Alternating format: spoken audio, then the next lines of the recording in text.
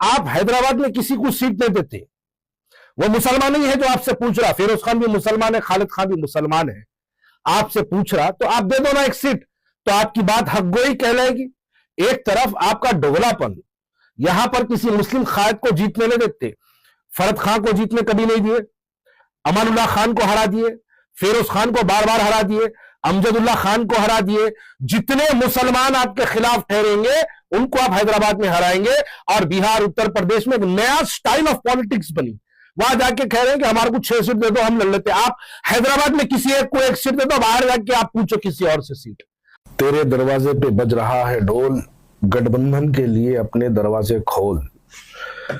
कुछ दिन पहले ये नारा बिहार के मजलिस इत्तेहादुल मुस्लिमीन के सदर ढोल लेकर तेजस्वी यादव के घर पे बजाते हुए जाते हैं और वहां पर कहते हैं कि हम नहीं चाहते हैं कि वोट बढ़ जाए, हमको गठबंधन में ले लिया जाए।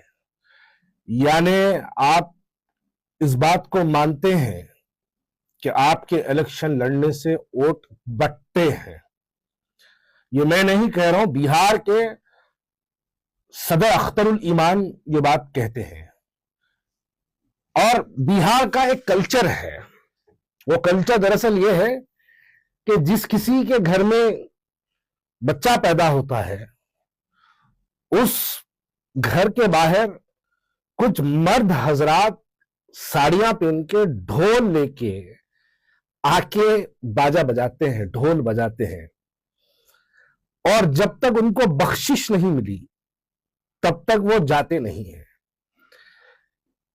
तो अब ये जो आए हैं ये बख्शिश लेने के लिए नहीं, ये बख्शवाने के लिए आए हैं।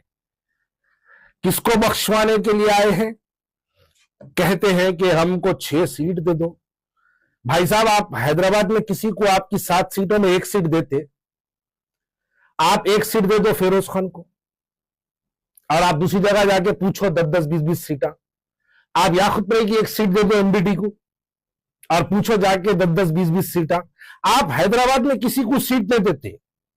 वो मुसलमान ही है जो आपसे पूछ रहा, फिरोज खान भी मुसलमान है, खालिद खान भी मुसलमान है, आपसे पूछ रहा तो आप दे दो ना एक सीट, तो आपकी बात हक गोई कहलाएगी। एक तरफ आपका डोगलापन, यहां पर किसी मुस्लिम कायद को जीतने नहीं देते, फरद खान को जीतने कभी नहीं दिए, अमानुल्लाह खान को हरा दिए, फिरोज खान को बार बार हरा दिए, अमजदुल्लाह खान को हरा दिए। जितने मुसलमान आपके खिलाफ ठहरेंगे उनको आप हैदराबाद में हराएंगे। और बिहार उत्तर प्रदेश में एक नया स्टाइल ऑफ पॉलिटिक्स बनी, वहां जाके कह रहे हैं कि हमारे को 6 सीट दे दो, हम लड़ लेते। आप हैदराबाद में किसी एक को 1 सीट दे दो, बाहर जाके आप पूछो किसी और से सीट। आपसे पूछे कौन, आपकी बात ही क्या है?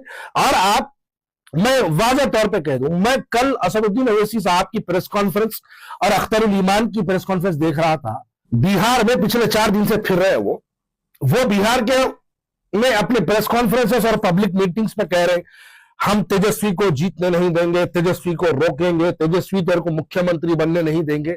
भाई साहब, अगर आप तेजस्वी को रोकेंगे तो आप किसको जिताएंगे उसका भी नाम बोलो। आप क्यों नहीं वाज़ेह तौर पे कहते कि आप नीतीश कुमार को जिताएंगे? ये वही नीतीश कुमार जिसकी वजह से आज भारतीय जनता पार्टी का नरेंद्र मोदी हिंदुस्तान का अगर वजीर आजम बना है तो यही चंद्रबाबू नायडू और नीतीश कुमार की वजह से बना है।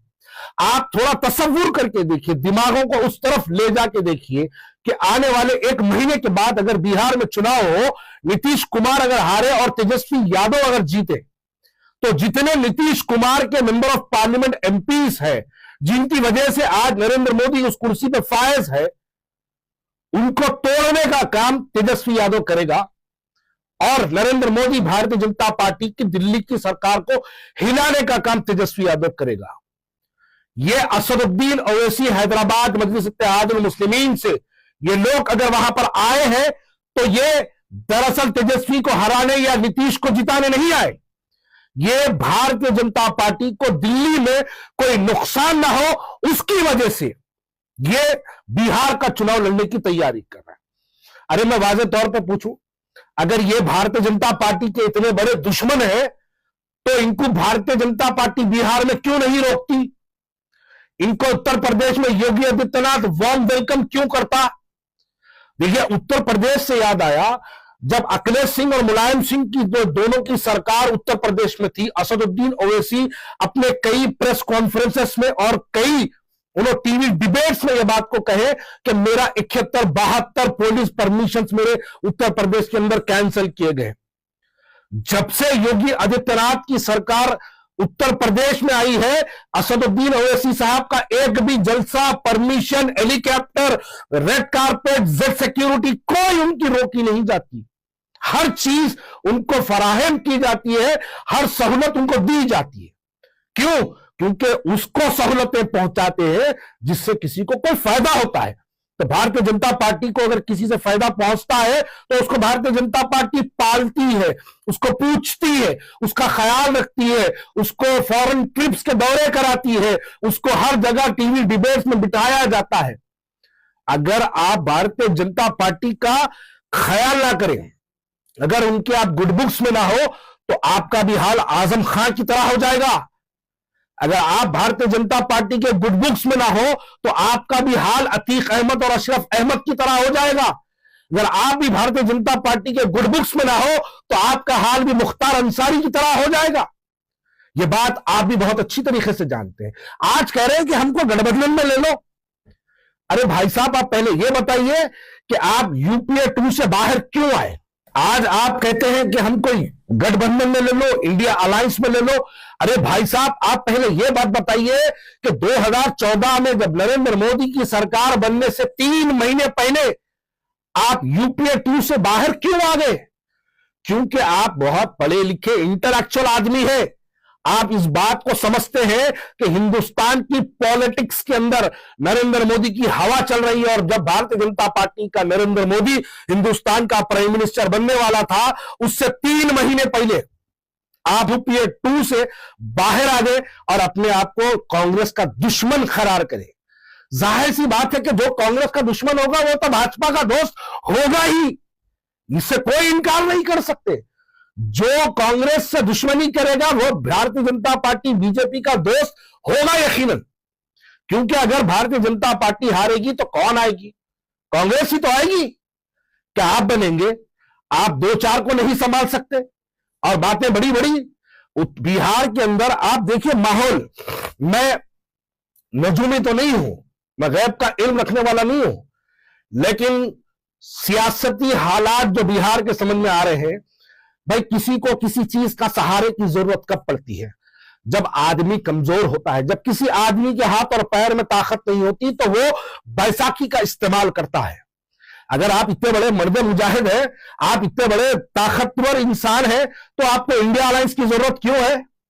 आप अकेले लड़िए। आप नहीं लड़ेंगे क्योंकि आप जानते हैं आपके अकेले लड़ने से आपको एक भी सीट नहीं आएगी। आपका बिहार का राष्ट्रीय अध्यक्ष जो आप कहते हैं ना, वो भी इलेक्शन हारेगा। वो आमोर से लड़ेगा तो हारेगा, वो कोचा दामन से भी लड़ेगा तो हारेगा। आपका एक भी एमएलए जीतने वाला नहीं है। एक एमएलए आपका जीतेगा जरूर, और वो जीतने के बाद 2 हफ्ते के अंदर वो इंडिया अलायंस आरजेडी ज्वाइन करेगा। मैं ये बात को मजाकिया तौर पे नहीं कह रहा हूं। आपके कोई एमएलए जीतने वाला नहीं है, आपका एक एमएलए जीतने वाला है, और आपका जो एक एमएलए जीतेगा वो भी जीतते ही आरजेडी ज्वाइन करने वाला है 1 महीने भर के अंदर। अरे आप वहां बैठ के पूछते हैं कि हमको 6 सीट दे दो, हमको 6 सीट दे दो। अरे आपके लिए 7 सीट है ना भाई, आप 7 सीटों में 1 सीट एमबीडी को दो, आप 1 सीट नामपल्ली की फेरोज खां के लिए छोड़ो, तो आप भी बता के दूसरी जगह किसी और से उनके सिटिंग सीट्स पूछ सकते हैं। अरे बड़ी अजीब बात है। तो बिहार के अंदर, बिहार वालों मुबारक हो आपको, आपके पास भारतीय जनता पार्टी के दलाल, भारतीय जनता पार्टी के खैरखा, भारतीय जनता पार्टी के good books, Bharatiya Janata party के बेस्ट फ्रेंड्स आपके बिहार में आए हैं। वो इसलिए आए हैं क्योंकि वो चाहते हैं कि नरेंद्र मोदी 2029 तक प्राइम मिनिस्टर कंटिन्यू रहे और उसको नीतीश कुमार को कोई नुकसान न पहुंचे। उसी नीतीश कुमार को ताकत पहुंचाने के लिए, तेजस्वी को कमजोर करने के लिए, राहुल गांधी को कमजोर करने के लिए बिहार के अंदर असदुद्दीन ओवैसी की शक्ल में भारतीय जनता पार्टी के बी टीम के एजेंट बिहार के अंदर फिर रहे हैं, काम कर रहे हैं। लेकिन बिहार के लोग बड़े समझदार हैं। मैं एक प्रेस कॉन्फ्रेंस देख रहा था, वहां पर बिहार के मुसलमान असदुद्दीन ओवैसी अख्तरुल ईमान को फेस टू फेस ऐसे कड़वे सवालात कर रहे हैं जो सवालात हैदराबाद का मुसलमान 60 साल में नहीं करा, वो लोग 6 साल में इतने सख्त सवालात कर रहे हैं कि जिसके जवाब देने के लिए असदुद्दीन ओवैसी को और अख्तरुल ईमान को जवाब नहीं मिल रहा। उनकी बुकलाहट समझ में आ रही है, कभी स्टेट पे से मुफ्ती साहब को उतार दे रहे हैं, कभी स्टेट पे से फलाने उलमा को उतार दे रहे हैं। बिहार के हालात, उनकी बुकलाहट, उनकी परेशानी इस बात की गवाही देती है कि बिहार के अब की बार आते हुए महाराष्ट्र जैसे नताइज लेके बिहार से वापस ये हैदराबाद जरूर आए।